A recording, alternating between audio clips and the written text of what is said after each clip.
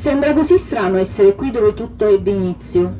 Aspetto che l'ascensore arrivi al piano terra e mi conduca al mio reparto. Quando le porte grigie lentamente si aprono, vedo la mia immagine riflessa nello specchio. Per un attimo ti rivedo al mio fianco, percepisco la tua presenza, sento l'odore della tua pelle. Ricordi quante volte abbiamo vissuto insieme questo momento? Ricordi quanto desiderio c'era dietro quell'attesa? Ricordi quanto amore dentro quella cabina? L'immagine riflessa è la mia, non più la nostra. Ci sono io, non più noi. Sono di nuovo qui a riprendere in mano la mia vita, a ricominciare quello che avevo iniziato prima di amarti, prima che infrangessi le promesse e i sogni, prima che portassi via con te quella celeste che non esiste più. Siamo qui con Veronica Scoglia, che viene da Caserta, quindi insomma intanto grazie di essere qui e di aver fatto anche questo viaggio non così breve per essere con noi. Veronica è un medico allergologo, appunto è nata e vive a Caserta, dove vive con la sua cagnolina Sami, compagna insostituibile della sua vita. Accanto al suo lavoro molto impegnativo, perché è un medico allergologo, quindi prima di iniziare mi stava raccontando che lavora in tanti studi, ha un'attività piuttosto intensa, si dedica alla scrittura da sempre, da quando era bambina, tanto da aver vinto anche degli importanti concorsi letterari da quando era piccina, appunto. È all'esordio con il suo primo romanzo, che si intitola Il mio noi, con una copertina bellissima tra l'altro, e quindi nel dare il benvenuto a Veronica vorremmo sapere qualcosa in più di te, quindi intanto al di là delle 4 cose che ho detto io, raccontaci un po' di te, chi sei, quello che senti di volerci comunicare. Grazie mille. Prima di tutto buonasera a tutti voi, ringrazio le amiche per l'invito. Sono sempre emozionata nel presentare il mio libro, forse perché non sono abituata, diciamo, di parlare non di medicina. Sono un medico, come ha detto ovviamente Vanna, anzi io dico sempre non sono un medico, ma io faccio il medico perché sono Veronica. Vivo a Caserta, mi dedico più che altro alla medicina, alla scienza da tantissimi anni, e in tantissimi anni ho accantonato quella che era la mia passione, ossia la scrittura. In realtà l'ho ripresa un anno fa, in un momento molto particolare della mia vita. Questo libro nasce al termine di un lungo percorso terapeutico, introspettivo verso me stessa, e nasce anche, diciamo, dal desiderio di quello che era mio padre. Io ho perso mio padre 4 anni fa. Mio padre voleva che io scrivessi, non che facessi il medico. Quindi, diciamo, io ho avverato anche un po' il sogno di quello che era mio padre. Come nasce questo libro, Il mio noi? Il mio noi è l'unione proprio delle mie 2 anime. Da un lato l'anima letteraria, quindi la scrittura, dall'altro la scienza, perché questo è un libro che è dedicato soprattutto alle donne, perché è un libro che affronta una tematica importantissima femminile, che è quella della infertilità. Una tematica di cui si parla veramente molto poco, tra noi donne, perché in ambito ovviamente scientifico ne parliamo tanto, tra noi donne se ne parla poco, e io ho voluto, come dico sempre, metterci la faccia, proprio come donna sterile. Ho voluto parlare di questa tematica e di quello che è, diciamo, un problema che a volte ci pone vergogna anche nei confronti della società, che ci fa sentire in colpa. Quindi è importante che se ne parli nelle varie vesti. Quindi stasera sono qui pronta a rispondere a qualsiasi domanda e, diciamo, ad elucidarvi su quello che è il contenuto appunto di questo romanzo. Grazie. Grazie Veronica, come avrete già capito si tratta di un libro coraggioso, perché intanto scrivere un libro è sempre un atto di grande coraggio, perché al di là che si decida, come nel tuo caso, di scrivere un libro quasi interamente autobiografico, o viceversa che si desideri scrivere un libro che apparentemente non è autobiografico, in realtà poi mettiamo sempre dentro tanto di noi, quindi nel tuo caso questo vale ancora di più. Sicuramente avremo modo di dialogare tanto, tocchi un tema importante, delicato, e come dici tu che è talmente delicato da indurre delle risposte di dinamiche e di intersoggettive anche personali molto forti. Mi ha colpito la dedica, io sono un po' fissata con le dediche dei libri, e sono fissata, ti dico il perché secondo me la dedica è un momento molto importante che generalmente si fa alla fine della stesura, e credo che la dedica dica molto, e dica anche molto di più del libro stesso alcune volte. La tua dedica dice: a tutte le donne che come me hanno creduto, a quelle che nonostante tutto continuano a crederci. Quando io ho letto la dedica, che ovviamente è la prima cosa che si legge quando si apre un libro, ho pensato, sapendo che il tuo libro parlava di infertilità, che si riferisse a questo, che si riferisse a tutte le donne che hanno tentato, hanno creduto in una gravidanza possibile che poi non si è in realtà concretizzata. Ma andando avanti, è vero che il tuo libro è un libro che parla dell'infertilità, ma è un libro dove ci sono dentro tante altre cose, perché c'è una storia d'amore all'interno di questo libro, dove l'infertilità diciamo, costituisce un substrato, però non è l'unico elemento fondamentale del libro. Quindi alla fine della lettura mi sono chiesta: ma le donne a cui tu dedichi questo libro sono solo le donne che hanno creduto in una gravidanza possibile che poi non si è avverata, sono le donne che hanno creduto in un amore che poi non si è concretizzato, o sono entrambe?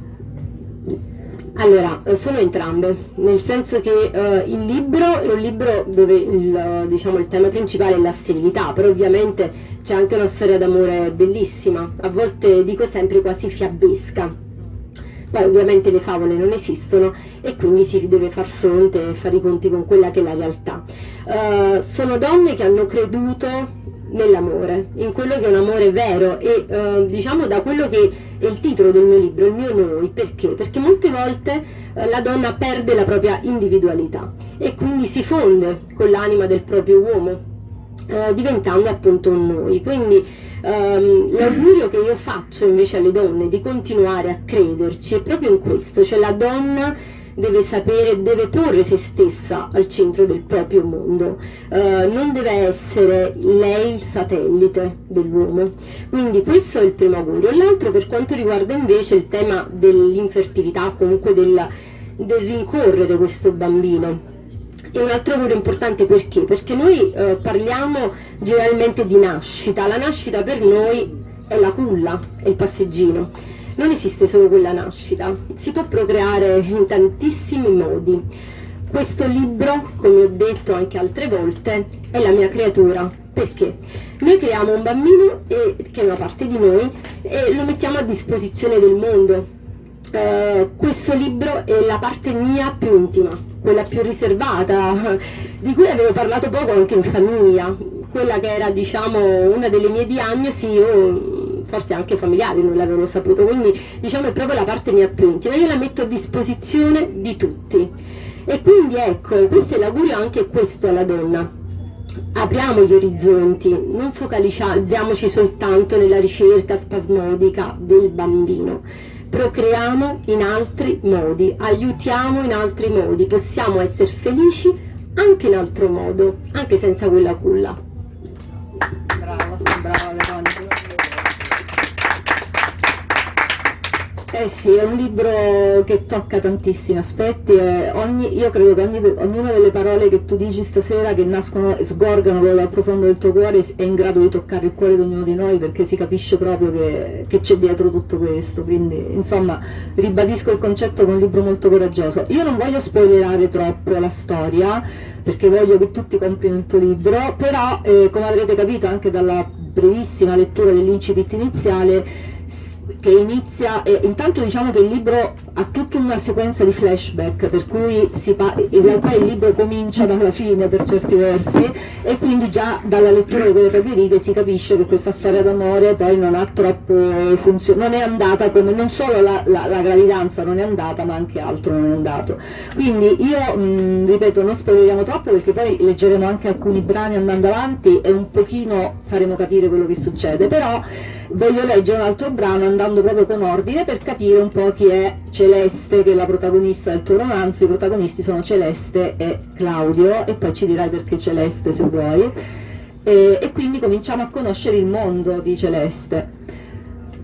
E questo piccolo brano che leggo è un brano dove Celeste parla di una delle sue solite giornate in ospedale, perché un medico lavora in un ambulatorio di un ospedale.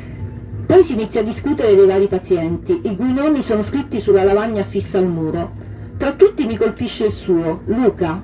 Inizia il nostro giro visite. Ci fermiamo di stanza in stanza, si visitano i pazienti, si discute con i genitori, si programmano le indagini da eseguire e le modifiche delle terapie da effettuare. Arriviamo all'ultima stanza, quella in fondo al corridoio. Il mio cuore sobbalza nel petto. Il professore apre la porta ed entra seguito da Cecilia, dalla caposale e da me.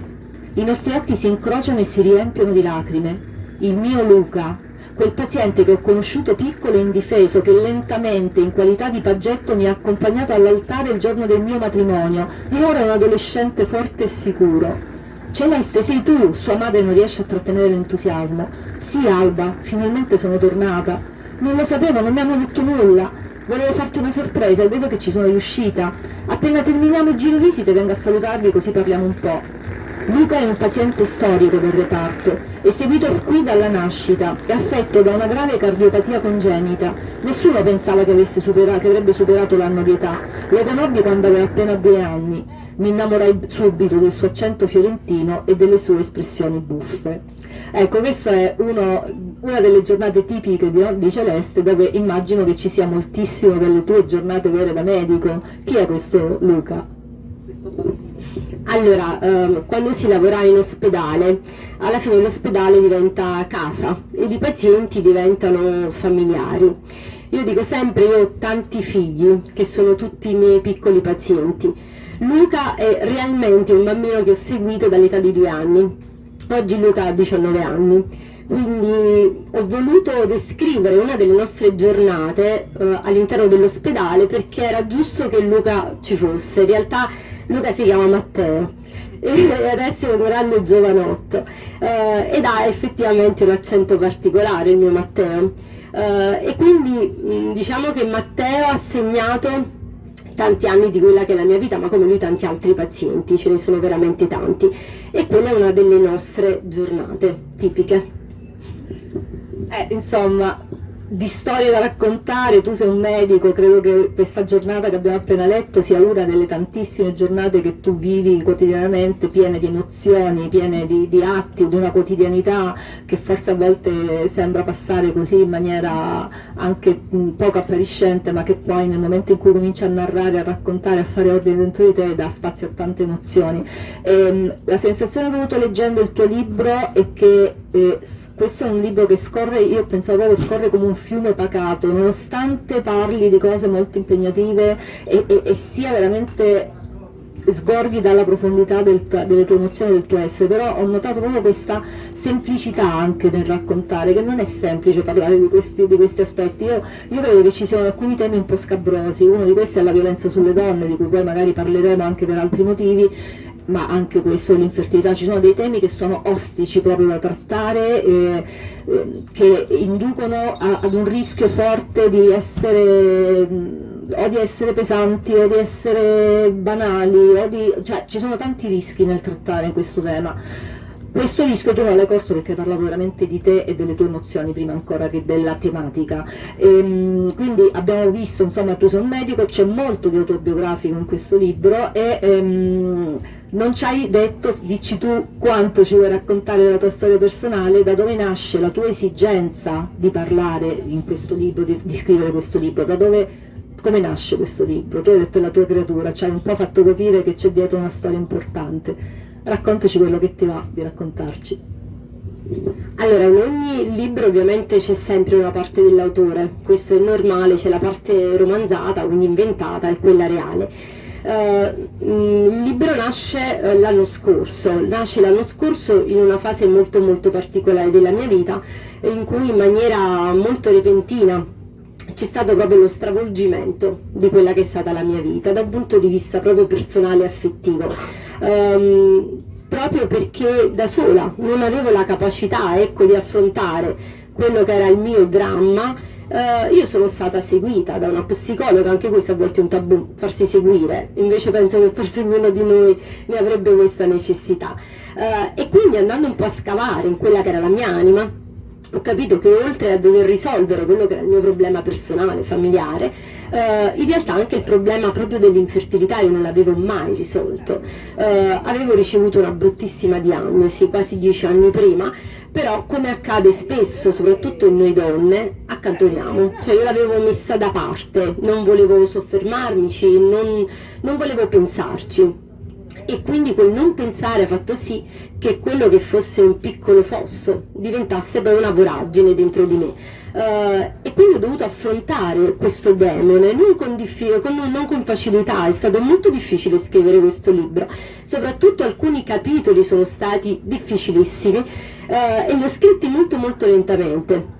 Li ho scritti a volte piangendo, a volte chiudendo e a volte arrabbiandomi, però volevo raccontarmi per me e per gli altri. Questo era il mio obiettivo più grande, e devo dire la verità, io non immaginandolo, però sono giunta e ho raggiunto l'obiettivo, perché poi il libro è stato letto da tante donne, ho ricevuto tante mail di donne che mi raccontavano che si erano rispecchiate nella mia storia, avevano vissuto lo stesso travaglio, che non avevano avuto, loro dicevano, la stessa mia forza di parlarne, ma non è forza, non è coraggio, è soltanto il voler aiutare gli altri, soltanto questo, non serve coraggio nel parlarne. Anche io all'inizio ne avevo vergogna quanto tanti a volte mi chiedevano quanti figli avessi. È una domanda che spesso io ricevo anche dalle mie pazienti, no? Mi dicono: dottoressa, anche i suoi bambini? E non dico che a volte io dico sì, non dico non ho figli, perché a volte è difficile dire non ho figli, sembra che in questa società se non abbiamo figli abbiamo qualcosa di mancante. Brava. Mentre adesso no, con facilità dico no, non ho figli, non posso averne, perché non è una mia colpa, così come non è colpa averne tante altre di patologie. Anche questa purtroppo non è una mia colpa. Ho tentato nei vari percorsi di procreazione assistita, ne ho fatti tanti, sembrava una rincorsa. Alla fine la mia vita era una scadenza a farmaci, una scadenza a indagini, fin quando ho capito che io sto bene così, sono serenissima con la mia cagnolina, con la mia cavalla, ho la mia famiglia interspecie, come dico, e va bene così. Sono una persona serena, perché non posso dire felice, dico sempre che la felicità è un attimo, noi non possiamo essere eternamente felici, abbiamo l'attimo di felicità, l'importante è la serenità, e quella io l'ho acquistata e adesso me la tengo anche stretta. Una domanda, hai mai pensato, noi abbiamo un'amica che è Paola, che ha fatto tutti i suoi percorsi, ci ha scritto anche un libro, Emma Feno, esatto, e hanno pensato di adottare un bambino? Sì. Perché io non ho letto il libro, quindi non so ancora. Piano piano. Allora, prendiamo spunto alla domanda di Manuela per dire che nel libro viene raccontato tutta questo grande travaglio, che poi si conclude ahimè male, però travaglio in questo senso come agonia, come sofferenza, come cammino verso la ricerca di questa felicità, che poi è la felicità di come dicevi tu, Veronica, di ubbidire anche a dei dettami sociali, no? Cioè il dettame sociale dice che tu ti devi laureare, poi ti devi sposare, poi devi avere i figli. Nel momento in cui uno di questi gradini non viene ad essere salito, c'è qualcosa che non va, e di conseguenza si comincia a creare tutta una serie di difficoltà, sia a livello sociale, ma soprattutto, ed è questo di cui parla poi fondamentalmente il tuo libro, all'interno della coppia, perché in questa ricerca che passa attraverso tante fasi che tu descrivi minuziosamente nel libro, e sono le fasi che tu hai passato, si passa dalla prima diagnosi alle prime cure più semplici fino ad arrivare alle cure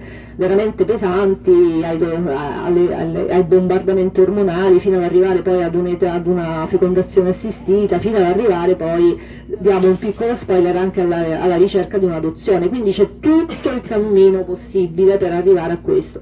All'interno di tutto questo cammino c'è la storia della coppia Celeste-Claudio, che nasce come una coppia da favola, perché in realtà così sembra, e che poi pian pianino, e devo dire anche in maniera repentina, almeno nel vissuto di Celeste, repentinamente poi comincia a prendere un'altra strada. E io dico repentinamente perché in realtà, anche leggendo il libro, non te ne accorgi fino alla fine che questa coppia sta andando verso una virata che tu non ti aspetti. E di questo ne parlavamo prima di iniziare stasera, e mi hai detto sì, in realtà è così, cioè io vorrei che tu spiegassi cosa succede nel momento in cui c'è una concentrazione talmente forte per il raggiungimento di un obiettivo che in qualche modo finisce quasi per offuscare tutta una realtà che c'è intorno a te. Se ti va, sempre con la massima delicatezza te lo chiedo, quello che ti senti di dire, perché proprio per fare per dare una risposta alle donne che magari possono ascoltare anche la tua intervista. Credo che sia importante capire come la realtà in qualche maniera finisce per non essere più vista nella sua verità. Allora, parto da una premessa: io sono cattolica, credente, e quindi mi sono sposata in chiesa. Io ricordo padre Luigi, che è stato il prete che mi ha sposato, che nell'omelia disse una cosa molto bella, disse: voi siete una coppia, rimarrete voi coppia, indipendentemente da eventuali figli o da famiglie, perché la coppia siete voi. Allora, purtroppo cosa succede? Quando ci si sposa, quindi dopo il primo periodo bellissimo, rose ed altro, e poi iniziano, ecco, le domande: il bambino arriva, non arriva, perché non arriva? E allora tu all'inizio vuoi non pensare a perché non arriva, poi dopo un po' inizi a pensarci tu, un po' iniziano a farti pensare, e quindi si inizia l'iter. Una volta che si inizia quell'iter, è un iter mostruoso, orrendo, perché la coppia inizia ad allontanarsi. Ma perché? Perché la donna inizia a focalizzarsi su questa gravidanza, su questo ciclo, se arriva, non arriva, sulle pillole che deve prendere, sulle scadenze. Il marito sì, sta lì accanto, sopporta, però gli uomini sono diversi dalle donne. A volte gli uomini hanno bisogno dell'attenzione. Allora che succede? Che la donna che non ha figli inizia a dare molta attenzione a quello che è il marito. Questo viene un po' spiegato in maniera un po' diversa anche in quello che è il libro, cioè nel senso che inizia ad essere meno moglie, meno donna, più materna, perché ha questa necessità di amare, di dare amore, e quindi inizia a riempire quest'uomo di quelle mille attenzioni, sbagliando. Perché? Perché poi col tempo l'uomo non inizia più a vedere la donna. Quel suo raggio di azione, quella visione della moglie inizia sempre più a ridursi, fino a che scompare, perché quella presenza, quelle attenzioni diventano una costante, un'abitudine, quindi non si dà neanche più peso a quello. Ed è questo che forse è successo a Celeste Claudio. Cioè questa ricerca, che è stata una ricerca avvilente. Quanti anni è durata? Allora, la ricerca in totale è durata quasi 5 anni.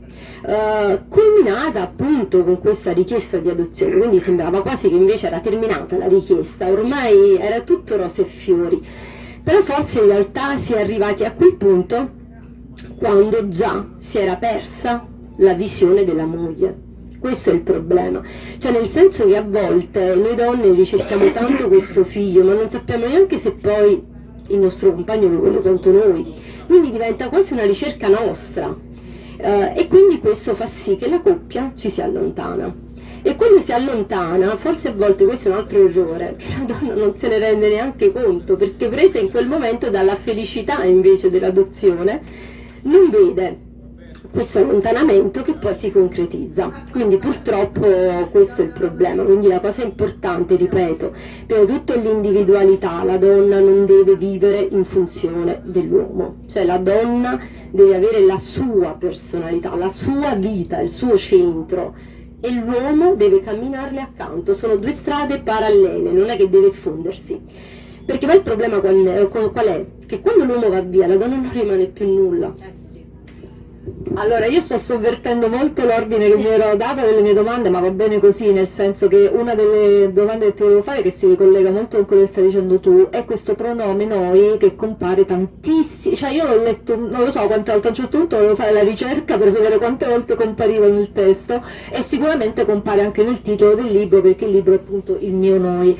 Allora, la domanda che ti volevo fare è: si parla, c'è questo noi che compare 1000 volte nel libro, e fino a quando poi alla fine, come vedremo, si torna ad un altro pronome che è quello dell'io. Quanto è difficile, dopo aver sopportato tutto questo, dopo aver avuto due pesanti delusioni, perché poi Celeste nel libro e tu nella vita hai due abbandoni, cioè subisci due lutti sostanzialmente, no? Due mancanze. Quanto è stato difficile tornare a pensare ad una propria individualità e a farti dire oggi sto bene, io oggi sono qui per parlarne con serenità, però tutto sommato sono serena? È stato sicuramente, diciamo, la cosa più difficile della mia vita. Io dico sempre, io ho perso mio padre che era la mia vita. ma questa sofferenza che ho subito l'anno scorso è stata molto molto più forte, proprio perché ho dovuto ricominciare da capo come Celeste, e non è facile. Poi ad una certa età, quando tu pensi di avere una stabilità e soprattutto quando pensi di avere un'unione in progressione, cioè in quel caso sembrava che tutto il marcio, tutto il nero, tutte le difficoltà erano alle spalle, quindi si andava incontro alla luce, ed è stato molto molto difficile. Ripeto, io sono stata aiutata nel superarlo, e poi ho scelto cose positive. Ho scelto cose positive perché? Perché il percorso con la mia psicologa mi ha aiutato tantissimo, e la copertina del libro è un po' la rappresentazione proprio di quello. Perché? Perché ho voluto con queste farfalle identificare proprio le anime dei miei bambini che sono volati via, perché per i Maya proprio le farfalle sono le anime di persone che ci hanno lasciato, e quindi queste sono loro. Perché ricordo che Rosaria, la mia psicologa, mi disse a un certo punto: tu devi salutarli, non puoi stare così, salutali come vivi, salutali come morti, però tu li devi salutare, e devo salutare soprattutto i bambini dell'adozione, e quindi io ho dovuto identificarlo in qualche modo in un saluto, e un giorno vidi una farfalla e capì che quello era proprio una delle loro anime, e allora queste farfalle sul libro li identificano, li ho salutati. Oltre a scrivere il libro ho fatto anche un'altra cosa molto bella, la mia cavalla. Allora tutti possono dire: vabbè, ha comprato la cavalla. No, io ho comprato una cavalla che era una cavalla che viveva lo stesso mio problema, nel senso che ho comprato una cavalla che era stata molto maltrattata, che era giunta al nostro maneggio impaurita di tutto e di tutti.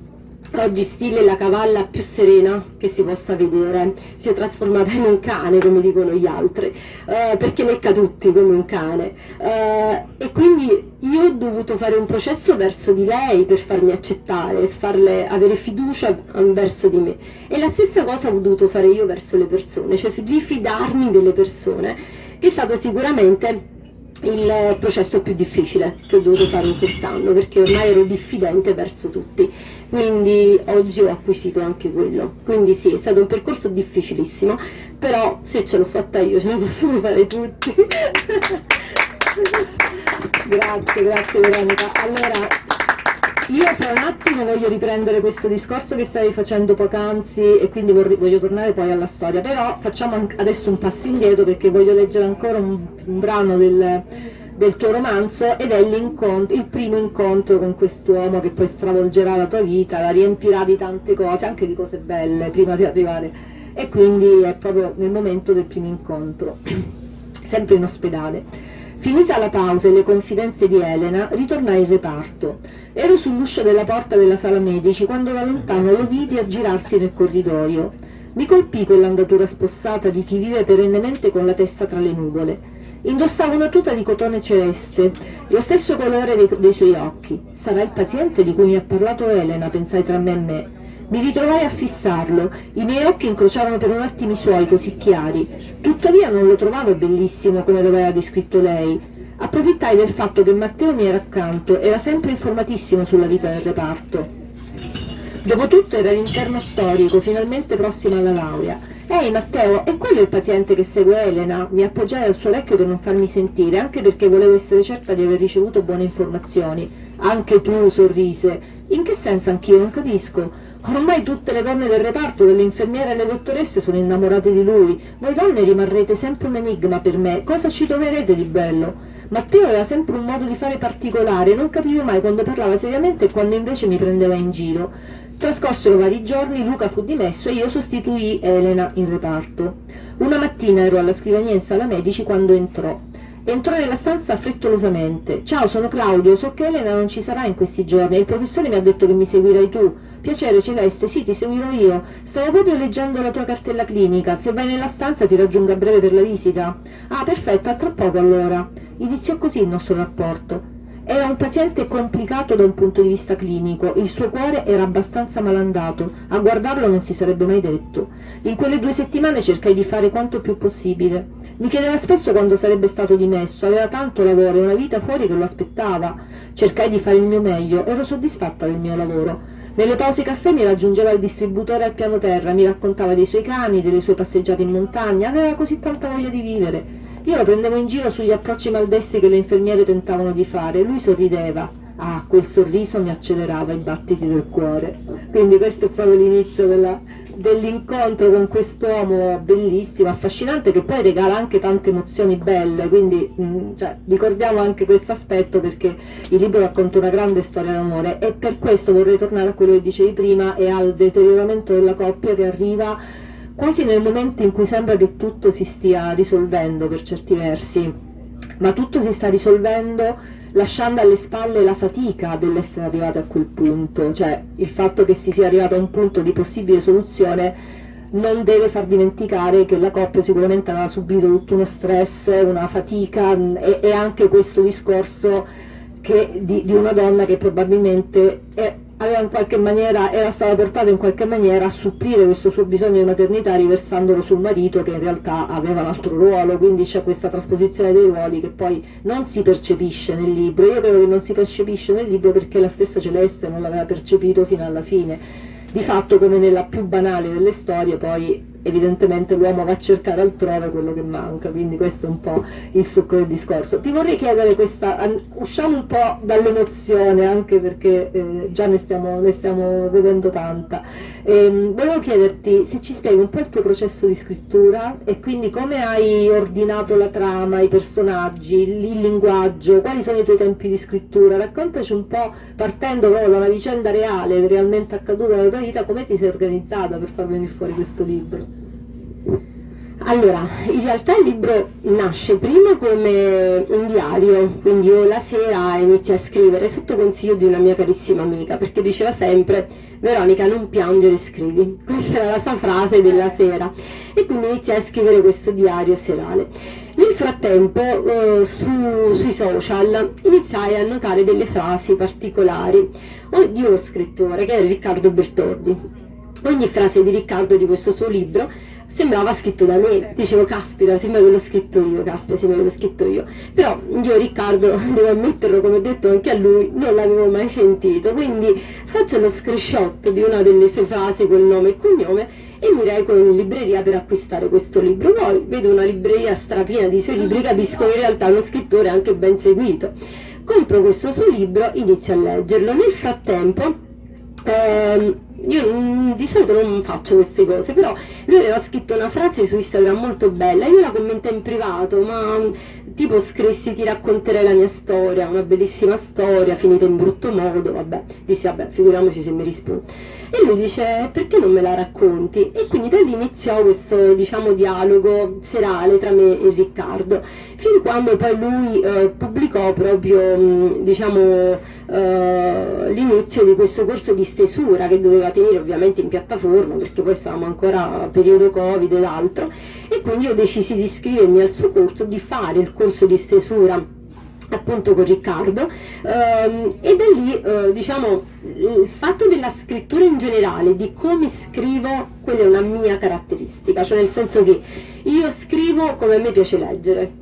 A me non piace leggere complicato, non piace leggere in modo difficile, cioè a me piace leggere semplice, tant'è che il mio scrittore preferito è Nicholas Sparks, io lo leggo e sembra che sto lì in quei luoghi, e quindi io scrivo come, diciamo, come mi piace leggere, e questo è quello che ho sempre detto anche a Riccardo. Però ovviamente lui un po' mi ha seguito in quello che è stato anche il fatto dell'alternarsi, come hai detto tu, passato presente. Quella è un po' una caratteristica di Riccardo, che però un po' me l'ha passata, cioè me l'ha suggerita, ha detto secondo me è più bello, effettivamente io lo trovavo bello, e quindi anche io ho preferito alternare il passato e il presente, soprattutto in quello che sono i primi capitoli, e poi dopo la storia va da sé. E quindi poi da lì Riccardo mi ha seguito in tutta la stesura, ed è stata una cosa bella, perché quest'anno io ho avverato 2 miei sogni. Uno era la cavalla, perché sognavo di averla da quando avevo 3 anni, Still, e lo racconti nel libro. sì, Anche. sognavo di averla, l'ho chiesto ai miei genitori, l'aspettavo da una vita, quindi alla fine è arrivata.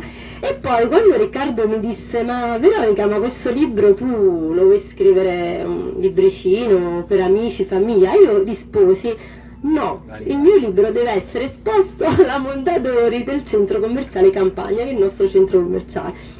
E quando quel libro l'ho visto esposto lì alla Mondadori, Diciamo, è stato proprio il mio sogno, ho detto ecco, il secondo sogno è avverato, ho mandato subito la foto a Riccardo, che lui è più stupido di me, perché ovviamente lui lavora per la Rizzoni, una grande casa, diciamo, editrice, ormai siamo tanto amici, quindi lui mi ha seguito tanto, devo dire la verità, è stata una persona anche lui importante. In questo libro presente anche nei ringraziamenti, perché poi ci ha creduto prima di me, nel senso che quando ho finito di scrivere il libro e l'ho inviato a lui, io un po' titubante, perché poi essendo medico, non so scrittrice, dico questo mo mi dirà ma che ha scritto questo, invece Riccardo mi chiama e dice vero, io ho pianto. Allora sentire un uomo, che poi tra l'altro non è che mi conosce, non è che siamo amici intimi, piangere per una tematica poi molto femminile, significa a quel punto che il libro arrivava ed era quello che volevo.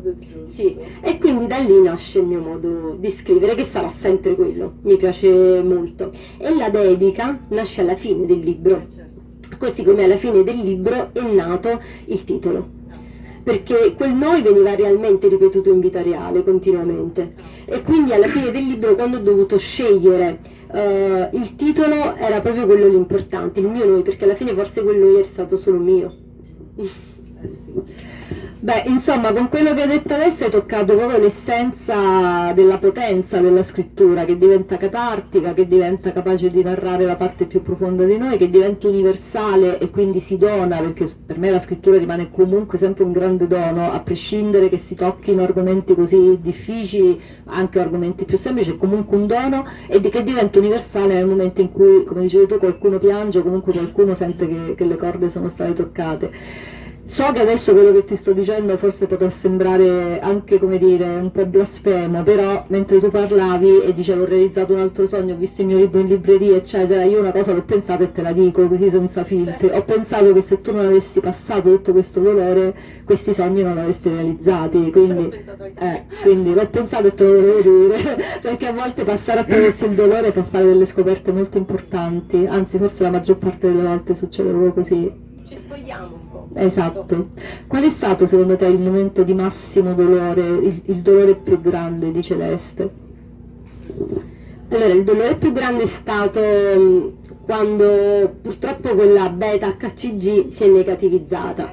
Quindi sì, allora perché Celeste diciamo aveva una brutta diagnosi, quindi in quella che era la sua brutta diagnosi anche le fecondazioni omologhe purtroppo erano fallimentari, e quindi dovette affidarsi dopo tante remore ed altro alla fecondazione eterologa. Non era convinta, però poi che accadde? Che in quella sala, che è una sala operatoria, dove tutte le luci sono quasi spente, si fa quasi, diciamo, a lume di candela, effettivamente è così. Allora, dopo che il ginecologo fa il transfer, accende il monitor che sta accanto al paziente, e da quel monitor si vedono due punti, che sono due punti luminosi, che sembrano illuminare tutta quella sala scura, e da quel momento Celeste li chiamava i miei puntini, perché così li definiva. Quindi diciamo che in quel momento tutte le remore di questa eterologa sono passate, cioè il senso di appartenenza a quei puntini si è subito evidenziato, quindi non aveva più dubbi. E quando la prima beta, anche se debolmente positiva, ma era positiva, ecco, c'è stata quella speranza importante.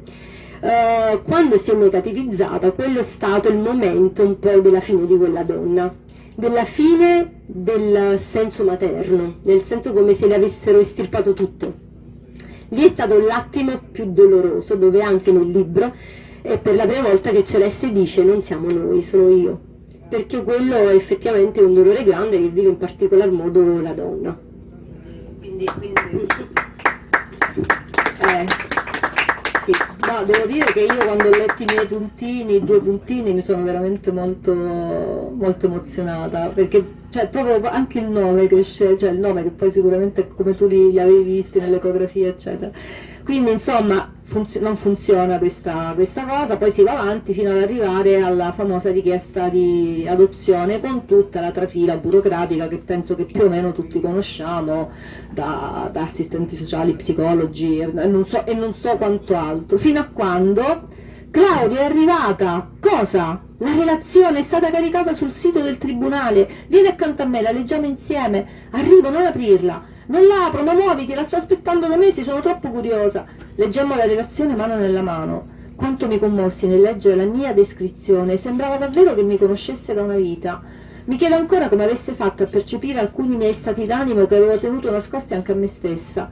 Con evidente emozione e altrettanto di sentimento racconta della brutale diagnosi di menopausa precoce ricevuta all'età di 34 anni, nonché della vicinanza emotiva e affettiva ricevuta dal marito dichiarandosi fortunata per l'uomo che ha accanto. E poi la descrizione di Claudio, del suo modo schivo di amarmi, del nostro forte legame e del suo sentirsi in colpa per le torture a cui mi ero sottoposta. Il 9 dicembre fu l'apice della nostra felicità. La città era già addobbata per il Natale, le strade erano un luccichio di colori, una melodia di suoni e un inebriarsi di odore di legna arsa nei camini. In modo del tutto inaspettato vissi il Natale più bello della mia vita. Tornammo dopo più di un anno nello stesso tribunale. Anche la giornata sembrava la stessa, stesso cielo, stessa pioggia. Mi vestì a festa, era la nostra festa. Quando entrammo timidamente in aula il giudice ci accolse con un grande sorriso. «Ma che belli che siete!» Iniziò un lungo discorso, commentò la relazione depositata dalla psicologa e dagli assistenti sociali concludendo «È raro che riceva una relazione così promettente, siete troppo belli per adottare un solo bambino. Che ne direste dei due fratellini?» Rimasi un attimo interdetta. Il silenzio lo interruppe Claudio. «Va bene». Mi voltai a guardarlo, mi sorrise, strizzò l'occhio. «Possiamo farcela, sono belle le famiglie numerose». E questo è l'altro brano dove tutto sembrerebbe essere avviarsi verso una risoluzione positiva. Io in realtà non sapevo come finiva la storia, ovviamente non conoscevo neanche la tua storia, quindi veramente ci ho sperato, no, fino alla fine. Però quello che diciamo prima del fatto che Celeste non si rende conto che questo matrimonio un po' alla volta si sta sfilacciando, in realtà non se ne accorge neanche la psicologa, non se ne accorge neanche l'assistente sociale, non se ne accorge nessuno deputato a stilare la relazione conclusiva atta poi a rendervi idonei ad un'adozione. Quindi evidentemente non lo so, io adesso non voglio fare psicologia spicciola perché non è il contesto, però effettivamente o a un certo punto questa persona all'improvviso si rende conto che c'è qualcosa che non va nel libro, oppure, non lo so, l'altra spiegazione è che non riesce a mistificare molto bene questo aspetto, però di fatto insomma poi la storia va a finire male, penso che ormai l'abbiamo capito, non spoileriamo perché si è capito benissimo che non va a finire bene, perché comunque c'è questo stress accumulato eccetera. Però bisogna anche dire che il finale è aperto di questo libro, quindi non si sa come va a finire, non lo diciamo, dici però se ci sarà un sequel o se tu credi che la storia che avevi bisogno, avevi voglia di raccontare si sia conclusa, per cui non prevedi di dare un sequel a questa narrazione. Allora, in realtà il finale è aperto. Però è un finale aperto, in quel momento è stato un finale aperto per un motivo, poi successivamente è cambiato, nel senso che a me piacciono i libri che non terminano, non lo so, diciamo proprio un qualcosa che mi attira, mi fa immaginare, e quindi volevo che il mio finale fosse così, dove il lettore poteva pensare, sperare o quasi creare lui una conclusione. In realtà poi dopo, col passare un po' del tempo, dato che a me piacciono a volte dei libri che sono quasi un sequel, quindi tipo io prima di te, io dopo di te, uguale, e quindi sì, ci sarà anche il secondo libro che già sto scrivendo e sarà proprio un continuo di quello del primo libro. Quindi troveremo Still, troveremo Sami, troveremo di nuovo Celeste, non troveremo Claudio, spero. Spero che ci sarà un'altra figura altrettanto importante nella tua vita.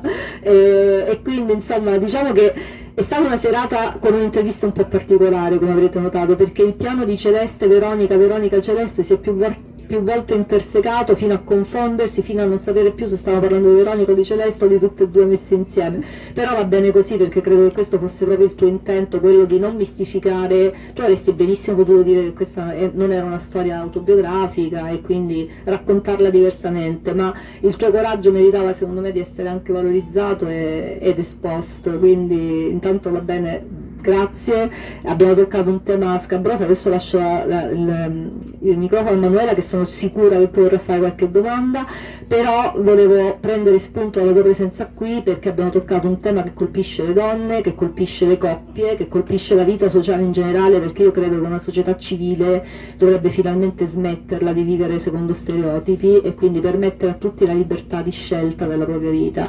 Questo diventa ancora più importante quando andiamo su un altro versante, quello della violenza sulle donne, e per questo noi abbiamo sempre un drappo rosso, una rosa rossa che simboleggia un posto occupato per tutte le donne che avrebbero voluto essere qui con noi stasera e non ci sono più perché qualcun altro ha scelto per loro e ha scelto la non vita. Quindi ti ringraziamo anche per questo, per averci dato l'opportunità di parlare anche di questo tema sociale.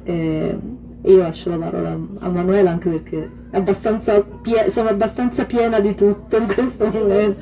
Esatto.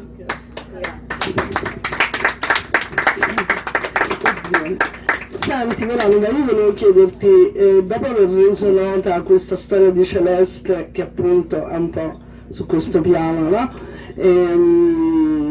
Nelle presentazioni dei libri è capitato il confronto con altre donne che hanno avuto il medesimo problema, quello di non poter avere bimbi? Allora, proprio durante la presentazione no. In privato sì, questo sempre per, diciamo, sì, mi hanno scritto dei messaggi o delle mail, alcune sono volute venire alla mia presentazione dopo aver letto il libro, perché poi, allora il discorso è questo, che ecco la mia diagnosi, la mia storia di infertilità non era di dominio pubblico e quindi quando si è iniziato a leggere il mio libro nessuno sapeva cosa si aspettasse e molte si sono identificate. A me piacque anche, diciamo, questo è un piccolo, diciamo, aneddoto che voglio raccontare. Io sono andata in un negozio per acquistare una camicia verde, sempre perché, come ho spiegato, durante le mie presentazioni, le mie interviste anche in TV, indosso qualcosa di verde. E parlando con la commessa, io dissi no, voglio che sia verde perché se con la copertina del mio libro. E lei mi chiese, ha scritto un libro, ma di cosa parla? E io dissi un libro soprattutto al femminile, il tema importante è la sterilità. La commessa iniziò a piangere e ad aprirsi perché stava vivendo lo stesso problema e lei stessa mi disse la frase, no ma ti fanno metter vergogna se non hai bambini. Quindi questo è per far capire l'importanza di questo argomento, di cui è importantissimo parlarne, perché purtroppo tante donne lo vivono con vergogna. Questo è il problema. Sì, è vero, lo vivono con vergogna per cui non sappiamo mai se magari l'interlocutore che abbiamo davanti o il vicino di tavola al ristorante o in metropolitana ha il nostro stesso problema. Però mi fa piacere vederti serena, ormai questa cosa è stata superata, ma quello che ti chiedo, oltre alla cavalla, oltre alla cocherina, la scrittura, quanto è stata terapeutica per questo processo? Perché questo è il tuo primo libro. Però prima hai scritto qualche altra cosa, scrivecchiato. Poesie o altro, ma quando ero più piccola. Ok, quindi romanzo vero è questo. Quindi quanto è stata terapeutica la scrittura per tirar fuori un po' quello che c'era dentro?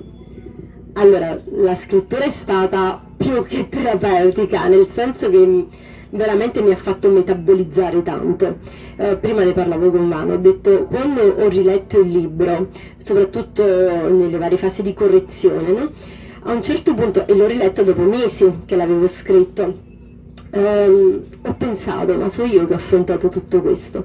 Quindi proprio per far capire quanto poi è difficile, cioè noi l'affrontiamo, però in quel momento non capiamo cosa stiamo facendo, assolutamente, del nostro corpo che si trasforma, perché noi ci trasformiamo noi donne, cioè diventiamo più grasse, più gonfie, piene di peli, cioè è una trasformazione importante. Noi pressiamo il nostro corpo per questo bambino e alla fine, soprattutto quando, come nel caso di Celeste, tutto è fallimentare, alla fine non rimane nulla e quindi è quel non rimanere nulla che è il dolore che si accumula. E quando ho scritto delle pagine piangevo perché io dovevo tirar fuori un qualcosa che in realtà avevo sotterrato nella mia anima, quindi lo dovevo far riaffiorare, però quel riaffiorare ha fatto sì che io l'abbia affrontato e metabolizzato. Allora io dico sempre, non bisogna fuggire dal dolore, tanto ti rincorre. Allora è importante affrontarlo in pieno, assolutamente, quindi è come una tempesta, la attraversi. Io ho sempre letto una frase bellissima dove dice: ho attraversato la tempesta, ne sono uscita diversa. E così, io sono una Veronica diversa da 2 anni fa. 2 anni fa ero un altro tipo di persona, oggigiorno sono completamente diversa, però mi piace più questa Veronica che quella di 2 anni fa sicuramente. Certo, perché brava, perché è una Veronica vincente, una Veronica che ha combattuto e che alla fine insomma ha vinto e ha messo a posto i tasselli. C'è qualcuno o qualcuna o qualcuno che vuole fare una domanda a Veronica approfittando che ce l'abbiamo qua ancora per poco? Cristiana che è una grande scrittrice, ci sarà il 22.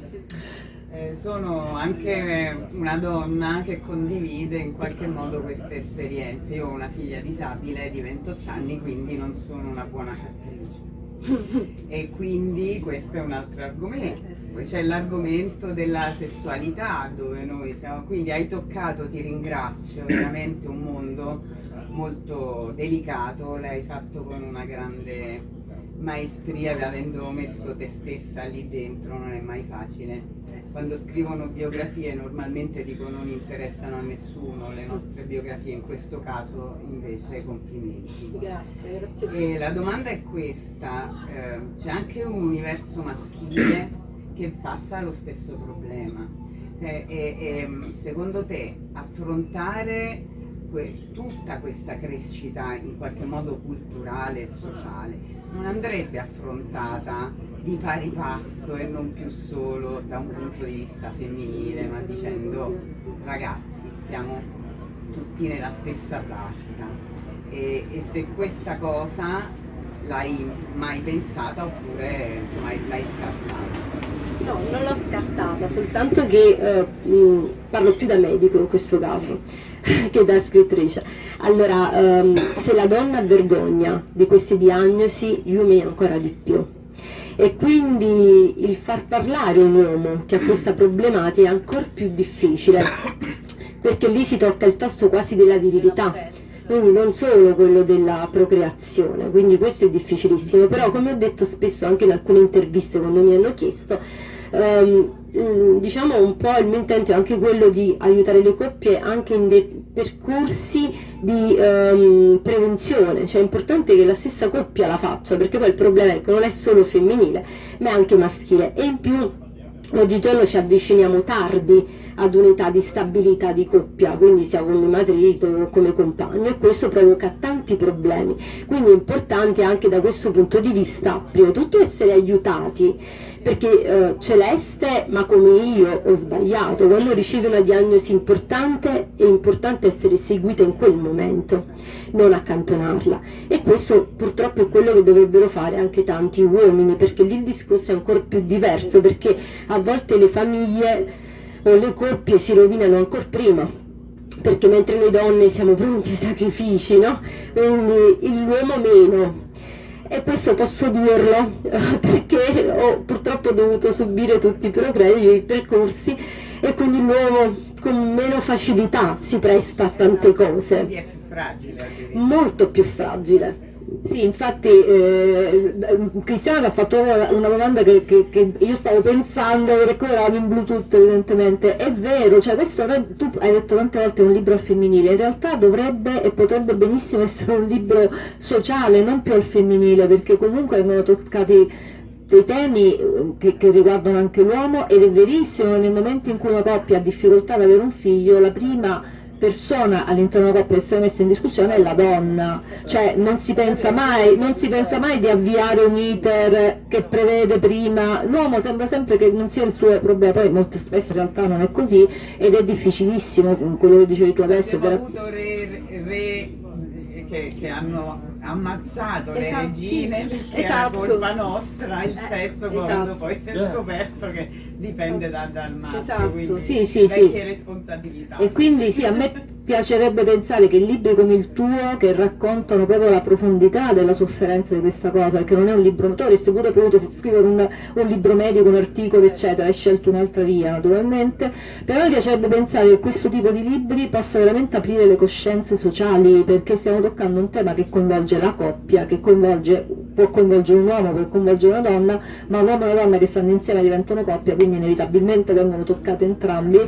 E soprattutto coinvolge la società, perché se le donne poi arrivano a anche a supplire alla mancanza di un bambino diventando le mamme dei propri compagni e quindi snaturando un ruolo di coppia all'interno della coppia stessa, non più quella di amante, di moglie, di compagna, ma quella di mamma, evidentemente perché c'è un retaggio culturale talmente forte che ci condiziona e condiziona donne come te che sono comunque emancipate, sono comunque hanno studiato, hanno una conoscenza specialistica, nel tuo caso perché sei un medico, figuriamoci, mi verrebbe da dire cosa potrebbe succedere in contesti ben più semplici, no? Quindi mettiamoci anche questo aspetto che non l'avevamo toccato, cioè tu sei un medico e non è, lavori proprio su questo, quindi la sfera professionale e la sfera privata poi non si intersecano sempre in maniera... No, ma a volte, allora io ho detto il senso di colpa, ora non è il caso di, diciamo, di quello che ho raccontato io nel libro, però diciamo, ecco, come medico anche a volte sento tante storie, a volte sono anche i mariti che fanno sentire in colpa le mogli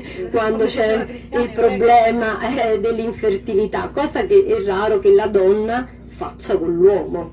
Cioè, se il marito ha un problema è raro che la donna vada ad incolpevolizzarlo, infatti nel libro si parla anche di questa eventuale sterilità di Claudio, dove Celeste ovviamente dice per me puoi essere anche sterile, io ti amo anche senza bambini, quindi cosa che è diverso invece a volte quando accade alla donna, quindi questo è sicuramente importante. A volte gli stessi uomini sembrano che se non hanno quel bambino, quel continuo della famiglia è un disonore. E quindi queste donne, diciamo, subiscono anche questo, perché poi a livello purtroppo culturale c'è anche questo.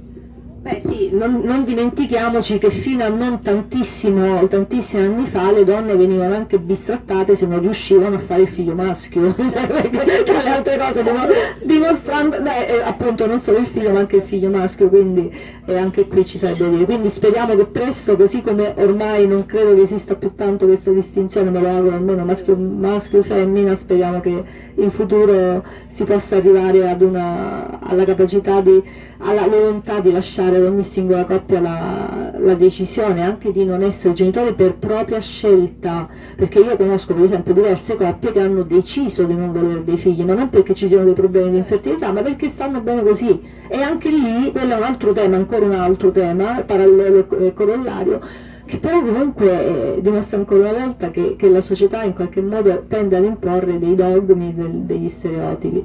Quindi non so se ci sono altre domande. Ok, Gian Giacomo, l'unica cosa è che non si sente, quindi magari tu fai la domanda e io poi la ridico ad alta voce, se no poi non si registra. La mia domanda è: quando scrivevi questo romanzo, quindi in fase di stesura, quando avevi avuto la percezione che stavi scrivendo un romanzo, immaginavi il tuo lettore? Chi immaginavi fosse il tuo lettore? Ok, ripeto solo per la telecamera, la domanda di Gian Giacomo è: quando tu scrivevi il libro, se immaginavi, avevi nella tua testa un lettore ideale del tuo romanzo?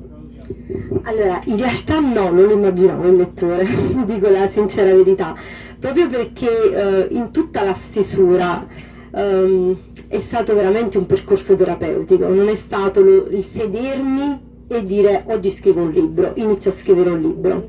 È stato il dire ok, io devo affrontare i miei problemi, li devo tirar fuori, e quindi questo l'ho voluto fare in un libro. Diverso nel secondo, ora sì, sembra, mi sento un po' più scrittrice, diciamo così. Adesso invece più lo immagino, però immagino uomini e donne in questo mio secondo libro.